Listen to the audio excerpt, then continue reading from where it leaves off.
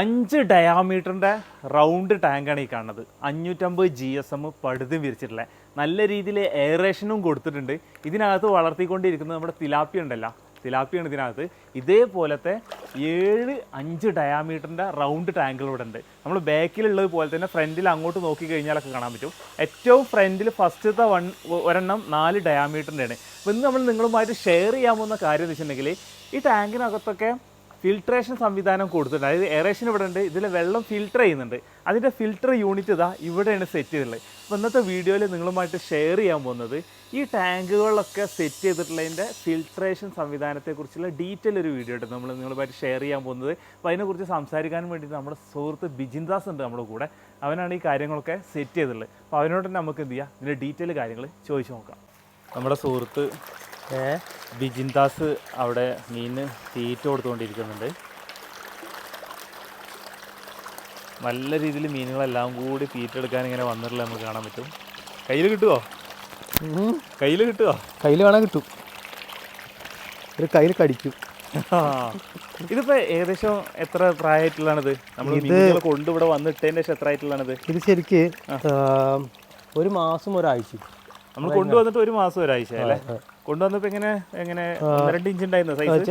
1.5 ഇഞ്ചാണ് ഇതിന് വന്നിട്ടുണ്ടായിരുന്നു. 2 ഇഞ്ചുള്ള മീനും വന്നിട്ടുണ്ട്. 2 ഇഞ്ചുള്ള മീനും വന്നിരുന്നല്ലേ? ഓക്കെ, ഇത് രസമല്ലേ കാണാന്. ഇത് നമ്മള് കോഴിക്കാർപ്പ് മീനൊക്കെ എന്നുണ്ടെങ്കിൽ ഭയങ്കര രസമായിട്ട് അതേപോലെ കൂട്ടത്തോടെ ഇങ്ങനെ വന്നു. ഇത് ബ്ലാക്ക് കളറും ഇതിന്റെ ഇപ്പോ വെള്ളം ശരിക്കും ക്ലിയർ ആണ്. പക്ഷേ അടിഭാഗം ഈ ബ്ലൂ ആയതുകൊണ്ടേ അതാണ് ഇത് ഫുള്ള് ബ്ലാക്ക് ആയല്ലോ. അതാണ് പെട്ടെന്ന് മനസ്സിലാവാത്തത്. ഇത് മേലെ പൊങ്ങിക്കുമ്പോൾ മാത്രം ആൾക്കാര് മനസ്സിലാവും, പക്ഷെ വെള്ളം നല്ല ക്ലിയർ ആണ് ഉണ്ടാവും. ഓക്കെ. പിന്നെ ഫ്രണ്ട്സ്, ഇതിലെടുത്ത് പറയുന്ന മറ്റൊരു കാര്യം വെച്ചിട്ടുണ്ടെങ്കിൽ നമ്മളെ കൈയിടുമ്പോൾ കണ്ടില്ലേ, മീൻ വരുന്നതല്ല, വെള്ളത്തിൻ്റെ ഒരു ക്രിസ്റ്റൽ ക്ലിയർ കണ്ടില്ലേ. അപ്പോൾ എന്താണ് ഇതിൻ്റെ ഫിൽട്രേഷൻ സംവിധാനം എങ്ങനെയാണെന്നുള്ളതൊക്കെയാണ് ഇനി നമ്മൾ നോക്കാൻ പോകുന്നത്. മീൻ ഇതൊക്കെ കൈയിൻ്റെ ഇടയിൽ തന്നെ ഇങ്ങനെ വന്ന് നിൽക്കുന്നുണ്ട്. നമുക്ക് നോക്കിയാലോ, അടുത്ത ടാങ്കുകളൊന്നും പോയി നോക്കിയാലോ? ഓക്കെ ഫ്രണ്ട്സ്, ഈ കാണുന്നതാണ് ഇതിൻ്റെ ഫിൽട്ടർ യൂണിറ്റ്. കാണുമ്പോൾ തന്നെ ഡിസൈന് ഇങ്ങനെ ഒരു ഇതുവരെ നമ്മൾ കാണാത്തൊരു മോഡൽ വെറൈറ്റി ഡിസൈൻ തന്നെയാണ് ഈ ഒരു ഫിൽട്ടർ സംവിധാനം ഇരിക്കുന്നത്. ഇത് നമുക്ക് തുറന്നു നോക്കിയാലോ? തുറന്നിട്ട് ഇതിൽ ഏതൊക്കെ മീഡിയ എന്നുള്ളതൊക്കെ നോക്കണം, എങ്ങനെ ഇതിൻ്റെ പ്രവർത്തനം എന്നുള്ളത് നോക്കണം. എന്താണ് ഇവിടെ നിന്നാണ് സ്റ്റാർട്ടിങ്. ഇപ്പം ഈ ഒന്ന് ഇങ്ങോട്ട് നോക്കൂ, ഈ പോണ്ടിനകത്തുനിന്ന് വെള്ളം ഈ ഫിൽറ്ററിലേക്ക് എങ്ങനെയാണ് വരുന്നത്? അവിടെ നമുക്ക് ഇതെന്താ വെച്ചാൽ ഇതിനകത്ത് കുറച്ച് വ്യത്യാസങ്ങളുണ്ട്. ഒറിജിനൽ സിസ്റ്റം ഇതേപോലെ അല്ല എസ്റ്റാബ്ലിഷ് ചെയ്യാം. ഇതെന്ന് വെച്ചാൽ ഓൾറെഡി ബയോഫ്ലോക്കിന് വേണ്ടിയിട്ട് കുറേ പൈപ്പിങ് കാര്യങ്ങളൊക്കെ ചെയ്തിട്ടുണ്ടായിരുന്നു. ഓക്കെ, അപ്പോൾ അതിനെ ഹാക്ക് ചെയ്തെടുത്താൽ ഒരുപാട് കട്ട് ചെയ്ത് വേസ്റ്റ് ആക്കാണ്ട് അതിനെ ഹാക്ക് ചെയ്തെടുത്താണ്. ഇപ്പോൾ ഇതിനകത്ത് കണ്ടറിയാം, ഇവിടെ ഇതിനൊരു ഡ്രൈനേജ് പൈപ്പ് ഉണ്ടായിരുന്നു താഴേക്ക്. ഓക്കെ, ആ ഡ്രൈനേജ് പൈപ്പിൽ നിന്നാണ് ഇതിനകത്തേക്ക് ഇൻലെറ്റ് വന്നിരിക്കുന്നത്. ഡ്രൈനേജ് പൈപ്പിൽ നിന്ന് അതെ, സെന്ററിന് ഡ്രൈനേജ് കൊടുക്കുമല്ലോ. ആ ഡ്രൈനേജ് പൈപ്പിൽ നിന്ന് ഇതിനകത്തേക്ക് ഇൻലെറ്റ് കൊടുത്തിരിക്കുകയാണ്. പിന്നെ അതേപോലെ തന്നെ ആ ടാങ്കിനും ഒരു ഡ്രൈനേജ് പൈപ്പ് വരുന്നുണ്ട്, അതും നേരെ വന്നിട്ട് ഇതിനകത്ത് കണക്ട് ചെയ്യുന്നുണ്ട്. അങ്ങനെ 2 ടാങ്കിന് ഒരു സിംഗിൾ ഫിൽറ്ററാണ്. 5 ഡയാമീറ്ററിന്റെ ഈ കാണുന്ന ടാങ്കിനും കൂടി ഒരൊറ്റ ഫിൽറ്ററാണ് ഇവിടെ സെറ്റ് ചെയ്തിട്ടുള്ളത്. ഓക്കെ, അപ്പൊ 2 തലക്കൊന്നും ഒരേ രീതിയിൽ തന്നെ അല്ല വരുന്നത്. അപ്പൊ ഇവിടുന്ന് നേരിട്ട് വെള്ളം ഇതിന്റെ അടിയൊക്കെ വരുന്നത്, ഈ ഫിൽറ്ററിന്റെ നേരെ താഴെ വരുന്നത്. എന്നിട്ട് എങ്ങനെ പ്രോസസ് വരുന്നത്? ഇതിനുള്ളിലുള്ളതാണ് കാണേണ്ടത്. ഇത് ഈ ഒരു സെഷൻ ഞാൻ ഇതിന് ഓപ്പൺ ആക്കാൻ, ഇത് ക്ലോസ്ഡ് ആണ്, ഞാൻ വേറെ ഓപ്പൺ ചെയ്ത് കാണിച്ചു തരാം. ഇത് ഇതിന്റെ UV കണ്ടെയ്നറാണ്. ഓക്കെ, ഇതിനകത്താണ് വെള്ളം വരുന്നത്. ഇതിന്റെ അടിയിൽ ഒരു ചെറിയൊരു ക്യാബിൻ ഉണ്ട്, അതിന് ശേഷമാണ് മേലേക്ക് വെള്ളം വരുന്നത്. അപ്പോൾ അത് UV ട്രീറ്റഡ് ആയിട്ടാണ് അടുത്ത ടാങ്കിലേക്ക് പോകും.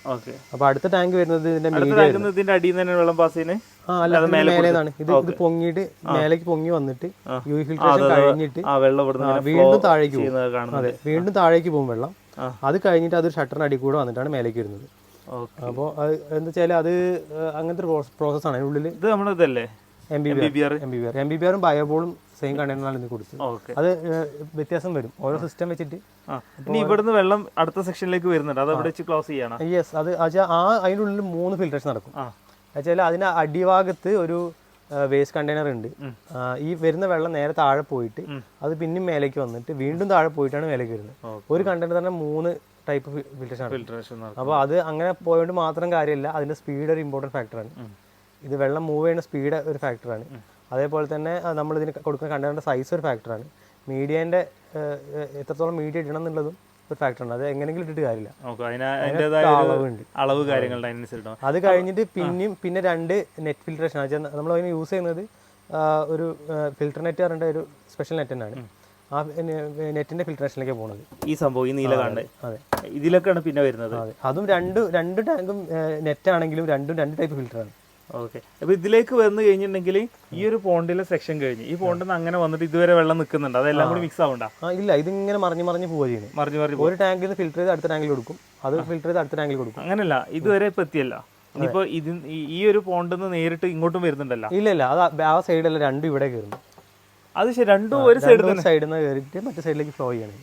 അപ്പോൾ അതിന്റെ അവിടെ വന്നിട്ട് അവിടുന്ന് ആ പൈപ്പ് അങ്ങനെ വന്നിട്ട് ഇങ്ങോട്ട് കയറിയില്ല. ഓക്കെ, രണ്ടും കൂടി ഇങ്ങോട്ട് കയറി. അപ്പോൾ ഒരുമിച്ചാണ് ഇവിടുന്ന് കാര്യങ്ങൾ പോകുന്നത്. ഇനി എങ്ങനെയാണ് ഇപ്പൊ ഇതിനകത്തേക്ക് കയറി കഴിഞ്ഞാൽ ഇതിനകത്ത് പിന്നെ എയറേഷനോ കാര്യങ്ങളൊന്നും കൊടുത്തിട്ടില്ല? എയറേഷനിൽ പോയിന്റ് ഉണ്ട്, ചില സമയത്ത് നമുക്ക് എയറേഷൻ കൊടുക്കേണ്ടി വരും. ചില നമ്മൾ ഫിൽറ്ററിലൊക്കെ കണ്ടിട്ടുണ്ട് എയറേഷൻ ഇത്രേ ഉള്ളൂ. നമ്മളിപ്പോ ഈ എന്തായാലും ബാക്ടീരിയ കൺസ്യൂം ചെയ്യുന്നത് ഈ വെള്ളത്തിനകത്തുള്ള എയറേഷൻ ആണ്. സപ്പോസ് നമുക്ക് ആവശ്യത്തിനുള്ള ഈ ബാക്ടീരിയ ഫോം ചെയ്യാനുള്ള എയറേഷൻ ഉണ്ടെങ്കിൽ പിന്നെ അത് കൊടുക്കേണ്ട ആവശ്യമില്ല. വേറെ എയറേഷൻ ഫിൽട്രേഷനകത്ത് ഇതിനകത്ത് 2 ടൈപ്പ് ബാക്ടീരിയസ് വരുന്നുണ്ട്. എയറോബിക് ബാക്ടീരിയം വരുന്നുണ്ട്, അനോറോബിക് ബാക്ടീരിയം വരുന്നുണ്ട്. അപ്പോൾ ചില സമയത്ത് എന്താകും, നമ്മൾ ചില ആൾക്കാർ ചെയ്യുമ്പോൾ വരുന്ന മിസ്റ്റേക്ക് പറഞ്ഞു കഴിഞ്ഞാൽ ഇതിനകത്ത് ഹെവി ആയിട്ട് എയറേഷൻ കൊടുക്കും. അങ്ങനെ ആകുമ്പോൾ ഈ എയറോബിക് ബാക്ടീരിയ നന്നായിട്ട് ഫോം ചെയ്യും. അങ്ങനെ സംഭവിക്കുമ്പോൾ എന്താകും, ഈ എയറോബിക് ബാക്ടീരിയക്ക് അതിനകത്ത് ഫോം ചെയ്യാനുള്ള സൗകര്യം ഉണ്ടാവില്ല. അപ്പോൾ എന്താവും, ഇതിൻ്റെ താളം തെറ്റും. ഒന്നെങ്കിൽ അമോണിയ ക്ലിയർ ആവുന്നുണ്ടാവും, പക്ഷേ NO2 ക്ലിയർ ആവുന്നുണ്ടാവില്ല. അമോണിയക്കാട്ടി ടോക്സിക് ആണ് NO2. അപ്പോൾ അത് ഒരു പ്രോബ്ലമായി വന്നിട്ട് മീൻ ചാവാൻ തുടങ്ങും. അപ്പോൾ അങ്ങനത്തെ പ്രോബ്ലങ്ങൾ ഇല്ലാക്കാൻ വേണ്ടിയിട്ട് എന്താക്കണം, നമ്മളിതിൻ്റെ എയറേഷൻ കറക്റ്റായി കൊടുക്കണം.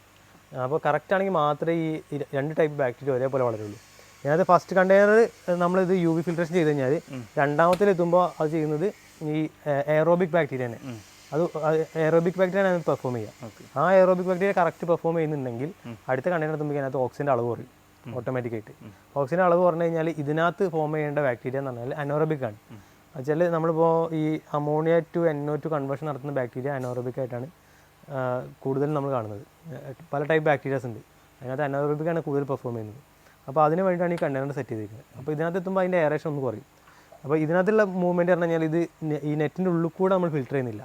ആ വെള്ളം നേരെ വന്നിട്ട് അതൊരു എന്താണ് ഈ നെറ്റ് ഫോം ചെയ്തിട്ടുള്ള ഇതിൻ്റെ ഉള്ളിൽ കൂടെ കറങ്ങിയിട്ട് പോവുകയാണ്. ജസ്റ്റ് അതിനിങ്ങനെ റൊട്ടേറ്റ് ചെയ്ത് ഇങ്ങനെ പോവുക ചെയ്യുക, ഒരു യു എടുത്ത് ഇങ്ങനെ പോവുക. അതൊക്കെ മേക്കിങ്ങിന്റെ സമയത്ത് വന്ന് എടുക്കുകയാണെങ്കിൽ ഡീറ്റെയിൽ നമുക്ക് ഇതിലിങ്ങനെ. പക്ഷെ നമ്മള് പണ്ട് ചെയ്ത വീഡിയോ അല്ലായിരുന്നു, പണ്ട് നമ്മൾ കൊയിലാണ്ടി ചെയ്ത വീഡിയോ, അന്ന് ബാരൽ വെച്ച് ചെയ്ത ഫിൽറ്റർ. ആ സെയിം കൺസെപ്റ്റ് ആണിത്.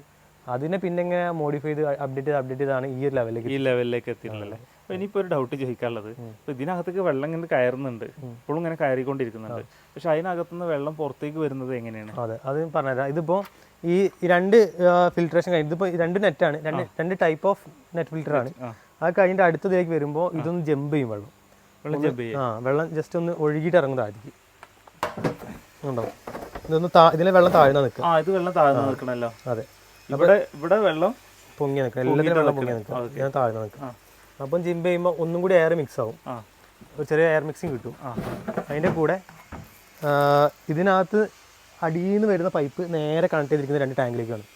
ഒന്ന് ഇവിടെ കണക്ട് ചെയ്തിട്ടുണ്ട്, ഒന്ന് ഇങ്ങനെ പോയിട്ട് ഇവിടെയും കണക്ട് ചെയ്തിട്ടുണ്ട്. ഇവിടെയും കണക്ട് ചെയ്തിട്ടുണ്ട്. 2 ടാങ്കിലേക്കും വെള്ളം തിരിച്ചിങ്ങോട്ട് ഇറങ്ങാനുള്ള സെറ്റപ്പിൽ കണക്ട് ചെയ്തിട്ടുണ്ട്. ഇനി എങ്ങനെയാണ്? എന്നിട്ട് അതിനകത്ത് നമ്മൾ ഈ 5800 പമ്പ് വെച്ചിരിക്കുകയാണ്. 1800. ഓക്കെ, ഇവിടെ ഒരു പമ്പ് വെച്ചിട്ടുണ്ട്, സബ്മേഴ്സിബിൾ. അതെ അതെ. ഇനി എന്നിട്ട് ഈ പമ്പ് അതിനകത്തുള്ള വെള്ളത്തിനെ വലിച്ചിങ്ങോട്ട് വിടും. ഈ പമ്പ് ഇവിടെ വെച്ചിട്ട് ഈ ഫിൽറ്ററിനകത്തുള്ള വെള്ളത്തിനെ ഫിൽറ്റർ ചെയ്ത് എയർ മിക്സ് ചെയ്ത് കൊടുത്ത വെള്ളത്തിനെ തിരിച്ചിങ്ങോട്ട് പമ്പ് ചെയ്യും.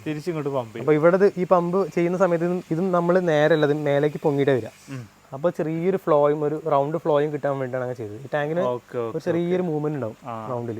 റൗണ്ട് ടാങ്ക് അല്ല, ഒരു സൈഡിൽ നിന്ന് തള്ളിച്ച് കിട്ടി കഴിഞ്ഞിട്ട് പിന്നെ ഒരു വട്ടത്തിൽ കറക്കം കിട്ടി വരും. ആ രീതിക്കാണ് സെറ്റ് ചെയ്തത്. അപ്പോൾ ഓട്ടോമാറ്റിക്കലി അതിനകത്തുള്ള വെള്ളം ഇങ്ങോട്ട് പമ്പ് ചെയ്ത് കഴിഞ്ഞിട്ടുണ്ടെങ്കിൽ വാട്ടർ ലെവൽ അവിടെ എത്താവും.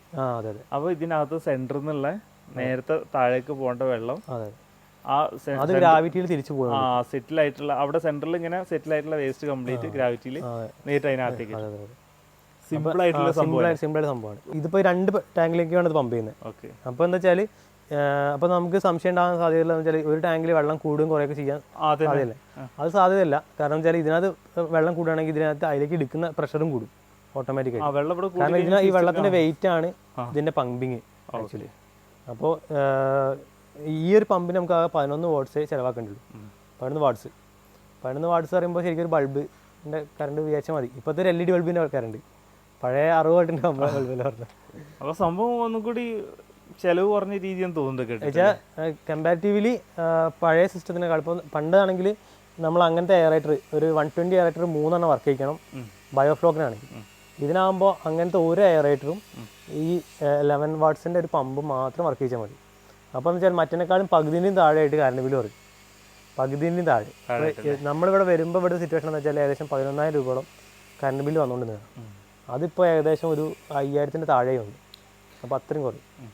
ഫ്രണ്ട്സ്, നമ്മളിന്നിപ്പോൾ ഈ ഷെയർ ചെയ്യുന്ന ഈ ഒരു ടോപ്പിക് ഉണ്ടല്ലോ, ഈ ഒരു ഫിൽട്രേഷനെ കുറിച്ച്, അപ്പോൾ ഈ ഫിൽറ്ററിനെ കുറിച്ചും ഈ രീതിയിൽ മീൻ വളർത്തുന്നതിനെ കുറിച്ചൊക്കെ ആളുകൾ ആരെങ്കിലും വീഡിയോ കാണുന്നുണ്ടെങ്കിൽ നിങ്ങൾക്ക് സംശയം ഉണ്ടെങ്കിൽ നമ്മുടെ ബ്രോയുടെ നമ്പർ നമ്മൾ താഴെ ഡിസ്ക്രിപ്ഷനിൽ കൊടുക്കുന്നുണ്ട്, കോൺടാക്ട് ചെയ്ത് നോക്കിയാൽ മതി. അപ്പോൾ അതിൻ്റെ ടെക്നിക്കൽ വശങ്ങൾ പറയുമ്പോൾ ചിലപ്പോൾ നമുക്കത് അടുത്ത ക്വസ്റ്റ്യൻ എന്താ ചോദിക്കേണ്ടതെന്നുള്ള കാര്യങ്ങളൊന്നും ചിലപ്പോൾ അറിയില്ല. അപ്പോൾ അറിയുന്നവരുണ്ടെന്നുണ്ടെങ്കിൽ പുള്ളി ഒന്ന് വിളിച്ച് നോക്കി കഴിഞ്ഞിട്ടുണ്ടെങ്കിൽ നിങ്ങൾക്ക് കൂടുതലായിട്ട് അറിയണമെന്നുണ്ടെങ്കിൽ ഈ ഫിൽറ്ററിനെ കുറിച്ച് ഡീറ്റെയിൽ കാര്യങ്ങളൊക്കെ ഷെയർ ചെയ്ത് തരും നമ്മൾ വിജിൻദാസ്.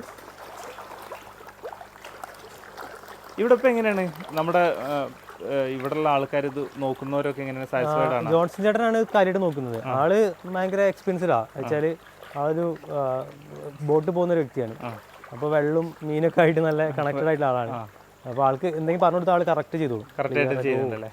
ആൾക്ക് പെട്ടെന്ന് മനസ്സിലാക്കി ചെയ്യാനുള്ള കഴിവുണ്ട്. പിന്നെ നമുക്ക് ഇതിന്റെ എങ്ങനെ മോണിറ്ററിങ് ആണെങ്കിൽ എങ്ങനെ ഇത് കൊണ്ടടക്കാൻ അതിന്റെ വ്യത്യാസം പറഞ്ഞാൽ ഇതിനകത്ത് നമ്മൾ പറയുന്നത് വെച്ചാൽ ഈ ഒരു സിസ്റ്റമാണ് ചെയ്യുന്നതെങ്കിൽ ഇതിനകത്ത് അമോണിയം നൈട്രേറ്റും pH നോക്കേണ്ട ആവശ്യമില്ല.